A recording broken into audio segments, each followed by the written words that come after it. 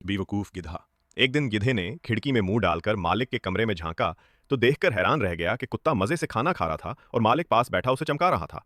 गिधा उसे देखकर जल गया और दिल में कहने लगा, आखिर मेरा मालिक इस कुत्ते को इतना प्यार क्यों करता है। एक मर्तबा का जिक्र है कि एक आदमी के पास एक खूबसूरत कुत्ता था। उस कुत्ते से बहुत प्यार करता था। वो उसे अपने पास बिठाकर खाना खिलाता।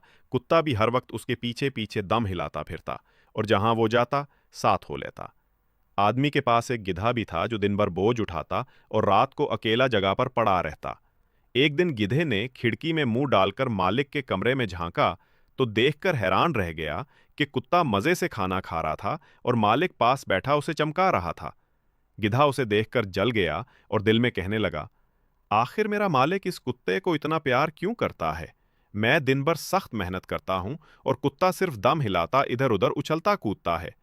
उसने सोचा कि अगर मैं भी कुत्ते की तरह उछलने कूदने और दम हिलाने लगूं तो मालिक मुझे भी इसी तरह प्यार करेगा। ये ख्याल करके गिद्धा ढींचू ढींचू करता और दम हिलाता झट मालिक के कमरे में घुस गया।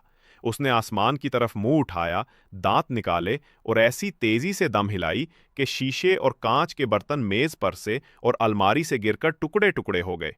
फिर उसने उछलकर अगले पांव में मालिक की गोद में रख दिया। मालिक गिधे की उस अहमकाना हरकत से हैरान और परेशान हो गया और ख्याल किया कि गिधा पागल हो गया है। जोर जोर से चलाने लगा। शोरगुल की आवाज से करीब के हमसाए भागे आए और गिधे की हरकत और चीखो पुकार सुनकर उनको भी यकीन हो गया कि गिधा पागल हो गया है। उन्होंने गिधे को मार मार कर घर से निकाल दिया। बेचारा गिधा इस सब के लिए तैयार नहीं था और दिल में कहने लगा, जो कुत्ता करता है वही मैंने भी किया, मगर वो उसे प्यार करता है और मुझे मारे ये कहां का इंसाफ है।